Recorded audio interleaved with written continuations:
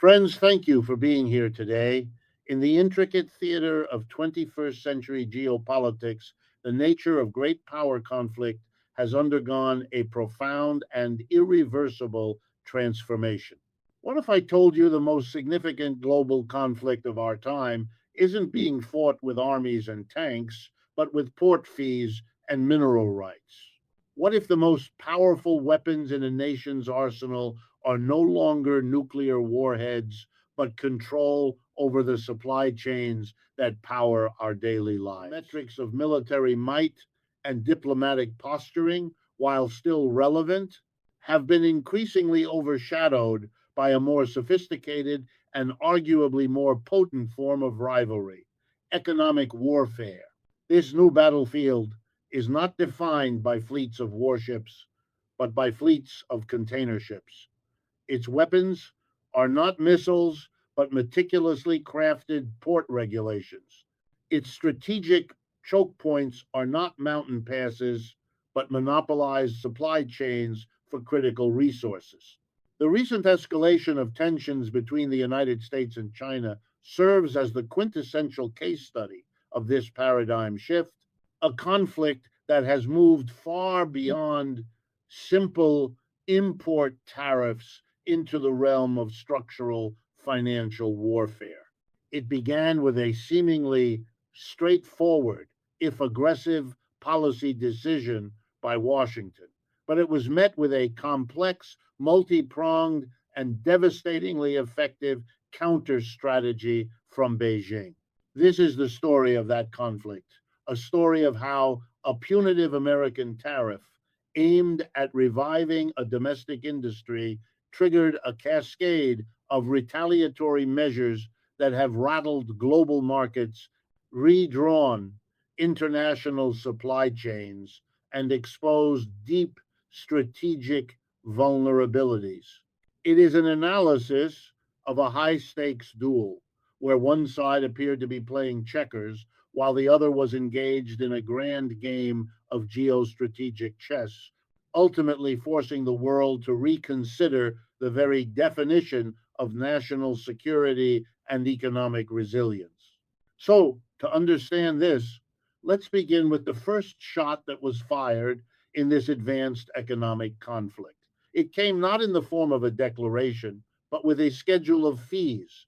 The policy was presented under a clear and domestically resonant banner: the revitalization of the American shipbuilding industry and the reining in of China's burgeoning dominance in the global maritime sector. The stated objective was to level a playing field that had become dramatically skewed over decades. The statistics paint a stark picture of this disparity. In recent years, China has been responsible for producing over 50% of the world's commercial vessels, launching more than 1,000 new ships in a single year. In stark contrast, the United States, once a titan of the industry, produced fewer than 10. This collapse of American shipbuilding capacity was not just an economic concern, but a matter of national security, and the new port fees were framed as the necessary, albeit aggressive, first step toward reshoring this critical industry. The mechanism designed to achieve this goal was a set of punitive charges levied specifically against vessels with direct links to China calling at United States ports. The fee structure was multi layered, designed to target various aspects of China's maritime ecosystem. First, a fee of $50 per ton was imposed on ships operated by Chinese companies. Second, a charge of $18 per ton was applied to any ship that was built in a Chinese shipyard, regardless of the nationality of its current operator. This was a crucial distinction, acknowledging the reality that China's shipbuilding industry serves a global clientele and its influence extends far beyond its own national fleet. Finally, and perhaps most directly felt by importers, a flat fee of $120 was added for every single shipping container brought in on these designated vessels. On the surface, these individual fees might seem manageable, but their cumulative effect was engineered to be anything but. The sheer scale of modern maritime commerce meant that these charges would aggregate into staggering sums. For a typical large container ship capable of carrying tens of thousands of containers, the financial burden for a single port visit was estimated to quickly exceed $1 million. This was not a minor operational cost to be absorbed into the price of goods. It was a structural blow designed to make U.S. port calls prohibitively expensive for China linked shipping operations. The policy was a blunt instrument intended to inflict immediate and significant financial pain, thereby forcing a fundamental recalculation of shipping routes and, in the long term, vessel procurement decisions across the entire industry. Washington's calculus appeared to be that the economic pressure would be so immense that it would not only penalize China, but also create a powerful incentive for global shipping lines to look elsewhere for their new fleets, hopefully breathing life back into the dormant shipyards of America. It was a bold, confrontational strategy that fundamentally misunderstood the nature of the adversary it aimed to discipline, assuming a conventional response to what was, in reality, the opening move in a much more complex game. Now, as you might expect, Beijing's response to the American port fees was not a mirror image of the initial action. Instead of a simple tit for tat tariff, China unleashed a highly sophisticated asymmetrical counteroffensive that analysts have dubbed the Lunar Crescent strategy, a wide, flanking maneuver designed to strike at America's most critical and unprepared vulnerabilities. This was not a reactive tantrum, but a calculated deployment of pre existing leverage, revealing a deep understanding of the intricate pressure points within the global economic system. The strategy was two pronged, targeting both the immediate logistics of the U.S. maritime industry and the long term viability of its advanced technology sectors. The first prong of the attack was a punitive maritime tax, a financial weapon of remarkable precision and ingenuity. Its primary brilliance lay in its mechanism. The tax was not levied on the weight of the cargo being unloaded, a standard practice in shipping. Instead, it was calculated per net ton, a metric that refers to the ship's total enclosed income earning cargo volume. In essence, China was not taxing the goods, it was taxing the vessel's fundamental ability to generate profit. This was a direct assault on the financial viability of any U.S. linked ship daring to dock in a Chinese port. Furthermore, this tax was not a static penalty, but an escalating threat designed to tighten its grip over time. The initial rate was set at 400 yuan, equivalent to $56.13 per net ton. This was just the beginning. The schedule of increases was publicly announced, creating a clear and unavoidable trajectory of rising costs.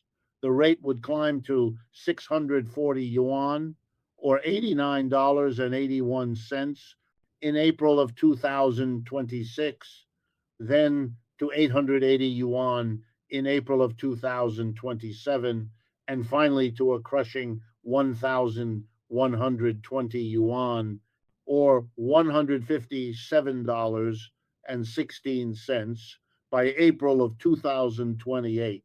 The financial implications were enormous.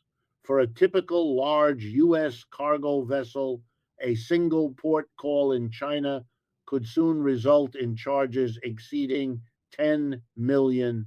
Critically, this was categorized by maritime analysts as a fundamentally uninsurable risk. Standard insurance policies are designed to cover accidents, piracy, or unforeseen events not predictable state imposed punitive fees. This clever design forced American shipping companies into an impossible position, putting over 11 million tons of American cargo at immediate risk and compelling them to consider drastic measures like re registering their vessels under foreign flags, thereby eroding America's own sovereign control over its logistics network. The second, and perhaps more devastating, prong of China's retaliation was the weaponization of its near monopoly on rare earth elements. This was the long term stranglehold to the maritime tax's immediate paralysis. The asymmetry in this domain is breathtaking. While China possesses significant geological reserves, its true power lies in its processing and refining capacity, through which it controls over 90% of the global refined supply of critical elements like samarium and scandium, materials indispensable for high performance magnets used in everything from advanced weapons, guidance systems, to electric vehicle motors and wind turbines. The United States, in stark contrast, holds a mere 4% of the world's geological reserves and has a negligible capacity for processing them. China's tactic here was, once again, far more advanced than a simple export tariff on raw minerals. Beijing implemented new regulations that moved up the value chain. It began requiring mandatory export licenses for finished products that contain Chinese sourced rare earth components.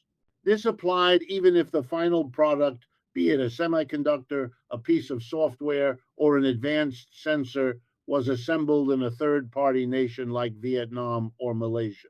If a critical component deep inside that product originated from China's rare earth supply chain, Beijing could now exert regulatory control, potentially disrupting the entire manufacturing process with the stroke of a pen. The effect was not theoretical, it was tangible and immediate.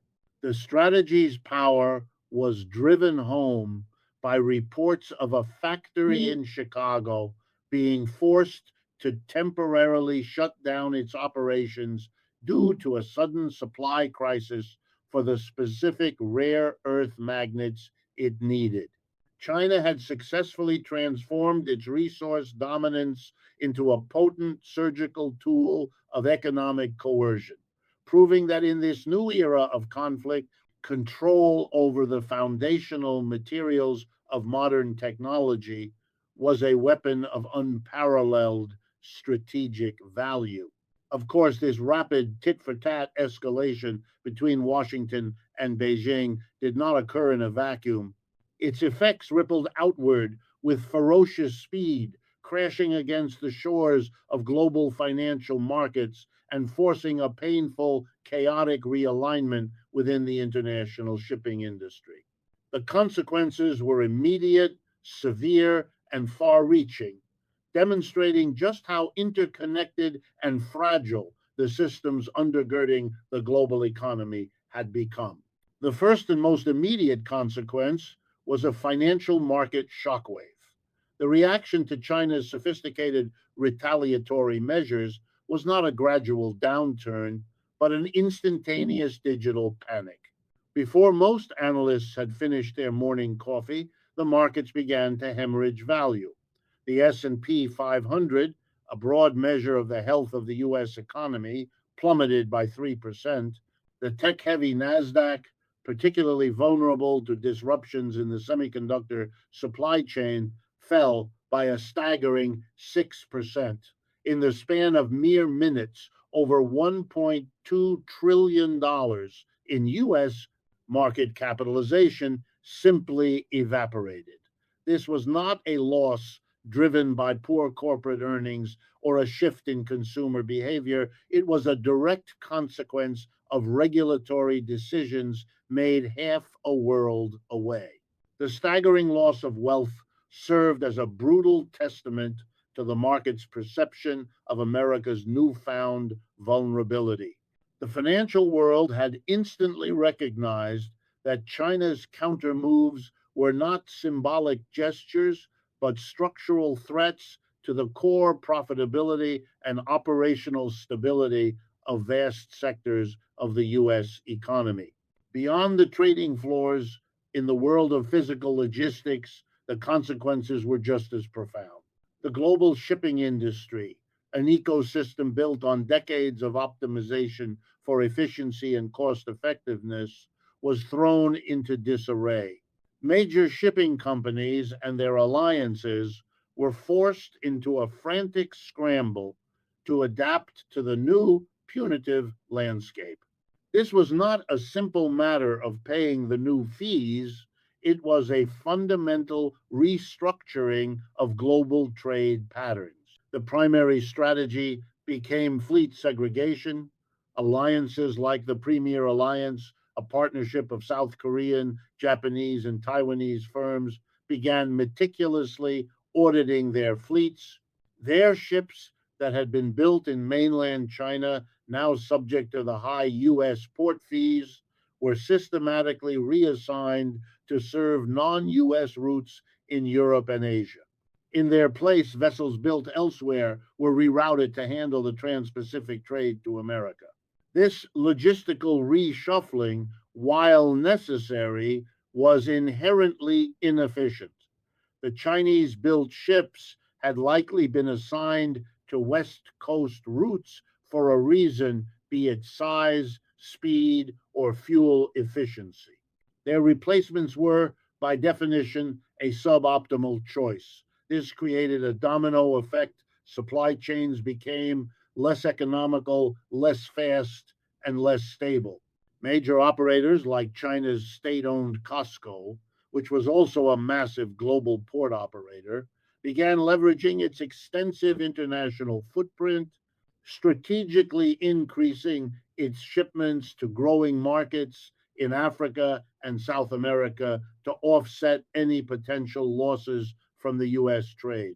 This corporate adaptation was further complicated by a systemic challenge. Nearly all major shipping lines, regardless of their national origin, were heavily dependent on Chinese shipyards for their new vessel orders due to China's superior capacity, speed, and pricing. The US fees intended to punish China had effectively created a massive industry wide logistical headache and a long term procurement crisis for all players. Ultimately, the bill for this geopolitical turmoil landed on the doorstep of American consumers and importers. The complex web of fees, rerouting costs, and induced inefficiencies was passed down the supply chain. The total cost to the US economy was estimated to be a colossal $30 billion per year. While this breaks down to a seemingly modest $120 for each American citizen, it manifested as a pervasive inflationary pressure on a wide range of imported goods. More than just higher prices, Americans face the prospect of longer wait times and potential product shortages, especially during peak shopping seasons. The seamless, on demand global marketplace they had come to take for granted was being fractured by the very policies intended to protect their economic interests. The conflict was a stark lesson that in a deeply integrated global economy, there is no such thing as a targeted economic attack. The shrapnel invariably hits everyone. When we take a step back to perform a deeper analysis of the conflict, what is revealed is a fundamental strategic asymmetry, a mismatch so profound that it has been aptly described as one side playing a simple game of snakes and ladders, while the other executed a deep and patient game of chess. The United States initiated the conflict with a straightforward, aggressive move, seemingly assuming that its economic weight would compel a quick submission.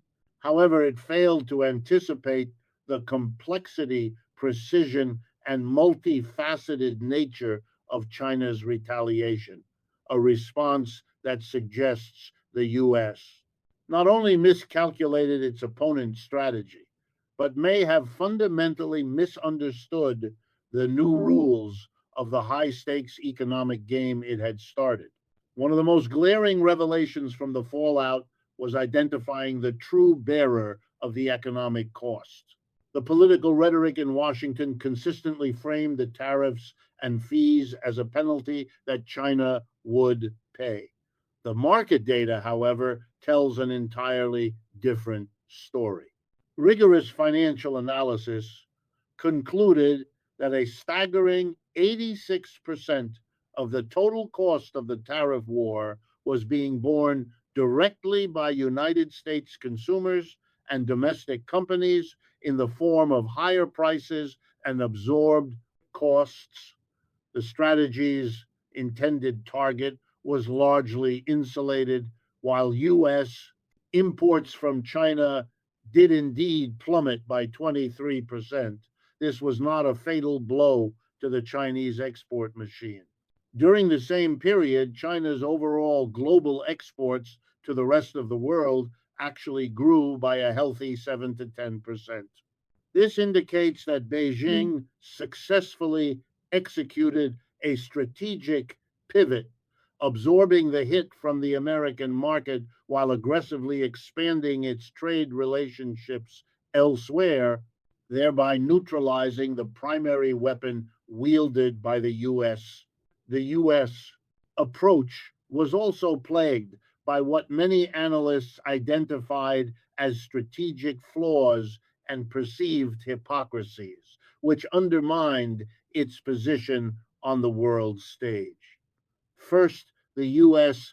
vehemently attacked China's rare earth export controls, labeling them a global moral disgrace, while simultaneously employing its own broad tariffs and economic restrictions that could be viewed in a similar light by other nations. Second, Washington targeted Chinese software and technology exports, yet the very same American tech sector it sought to protect remained critically dependent on Chinese supplied rare earth materials and components to produce its own technology, creating a classic self inflicted wound.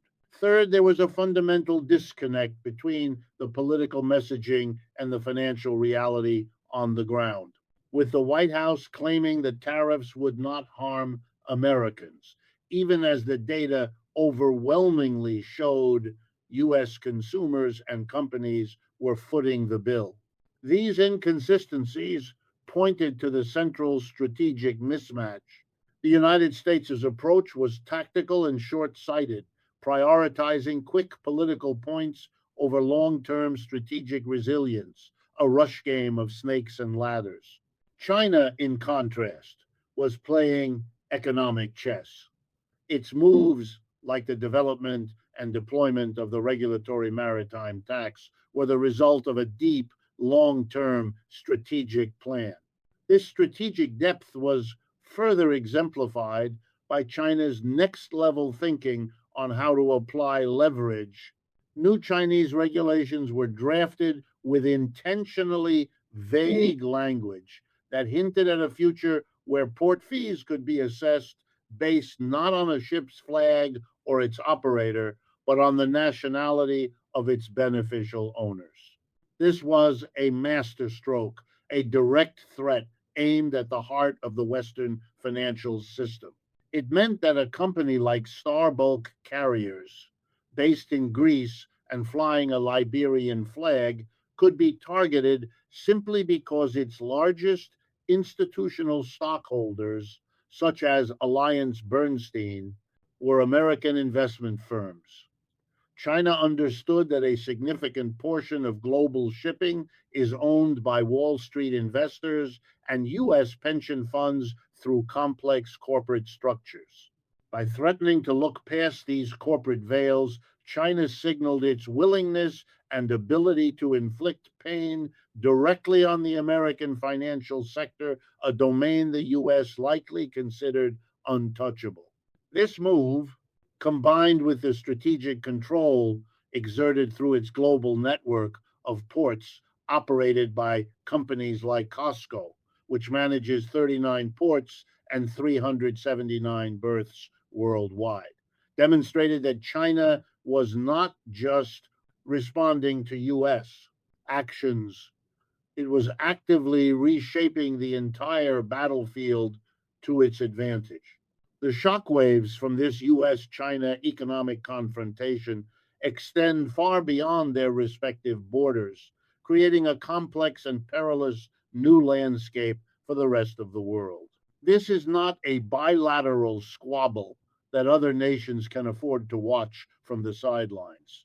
It is a tectonic shift that is forcing a global reevaluation of alliances, economic strategies, and the very nature of sovereignty. The binary logic of the Cold War has been replaced by a multidimensional chessboard where economic interdependence, once hailed as the ultimate guarantor of peace, has itself become the primary weapon. Caught in the immediate crossfire are the so called middle powers nations like Germany, Japan, South Korea, and Australia. For decades, these countries perfected a delicate balancing act, reaping immense economic benefits from their deep trade relationships with China while relying on the United States for their security umbrella. This new era of overt economic hostility shatters that comfortable equilibrium. They are now confronted with an agonizing choice between their primary economic partner and their principal security ally. The American push for decoupling and the more recent, softer rhetoric of de risking both demand a fundamental rewiring of their economies. They are being pressured to move critical supply chains out of China and to restrict technology transfers, actions that threaten to dismantle the very foundations of their post war prosperity. For these nations, the conflict is not an abstract geopolitical game, but an existential threat to their economic models. Simultaneously, this great power struggle creates new avenues of influence for emerging economies and regional blocs, fostering a kind of non alignment too. Unlike the ideological non alignment of the Cold War, this new version is ruthlessly pragmatic and economically driven. Nations across Southeast Asia, Africa, and Latin America are adeptly positioning themselves to benefit from the rivalry. They welcome infrastructure investment through China's Belt and Road Initiative while simultaneously engaging with US led economic frameworks. They become the new destinations for supply chains de risked from China, attracting manufacturing and investment. This dynamic allows them to assert a greater degree of autonomy, playing the two giants off against each other to secure the best possible terms for their own development. They are not choosing a side, they are choosing themselves. This entire saga is a stark illustration of the weaponization of interdependence. The liberal internationalist dream was that deep economic integration would make conflict unthinkable as the mutual costs would be too high. What we are witnessing is the inversion of that logic. The points of deepest integration have become the most potent weapons. China leverages its position as the world's factory and its control over critical resources, while the United States leverages its dominance over the global financial system. Every connection, every shipping lane, every financial transaction, every supply chain link is no longer just a conduit for commerce, but a potential vector for coercion. In the end, this escalating economic conflict between the United States and China represents far more than a temporary trade dispute. it marks a watershed moment in the history of international relations. The era of conventional trade disputes, characterized primarily by import tariffs and quotas, has been definitively supplanted by a new, more formidable reality of geostrategic competition. This new paradigm is fought not with traditional weapons of war, but with the tools of a globalized economy, now repurposed as instruments of national power. The core lesson from this conflict is that the primary levers of global influence are no longer just military strength or diplomatic clout, but the systemic control over the foundational pillars of modern commerce: regulatory frameworks, critical physical infrastructure, and monopolized supply chains. China's response to American tariffs was a masterclass in this new form of warfare. Beijing demonstrated that a nation can effectively bypass an opponent's strengths by targeting its hidden dependencies. The sophisticated escalating maritime tax was not just a fee, it was a piece of financial engineering designed to be uninsurable, thereby creating a structural crisis for the entire U.S. logistics network. The weaponization of rare earths through the licensing of finished products was a strategic checkmate, proving that control over raw materials is secondary to control over the entire value chain.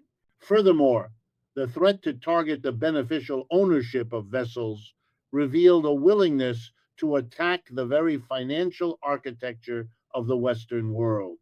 These were not the actions of a country simply reacting to pressure. They were the calculated maneuvers of a global power that understands that in the 21st century, the rules of trade are the rules of war. This conflict has irrevocably altered the global landscape. It has exposed the profound vulnerability of nations that have outsourced their industrial capacity and become dependent on intricate, just in time supply chains that can be severed with the stroke of a regulator's pen.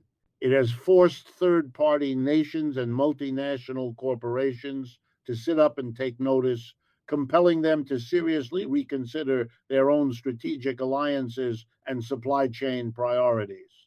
The assurance of a stable, rules based global trading system, long underwritten by American power, has been shattered.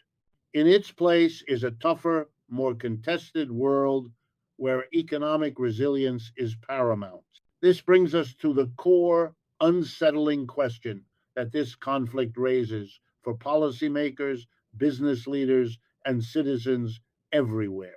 In a world where economic warfare has become the new normal, can any nation truly achieve genuine, lasting economic security without possessing absolute self sufficient domestic control over every single step of its most critical supply chains?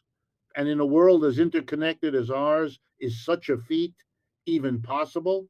The search for an answer to that question will define the geopolitical landscape for decades to come as nations grapple with the new, unforgiving rules of a game in which the strongest cards are held by those who control not just the flow of goods, but the very infrastructure and materials upon which the global economy is built.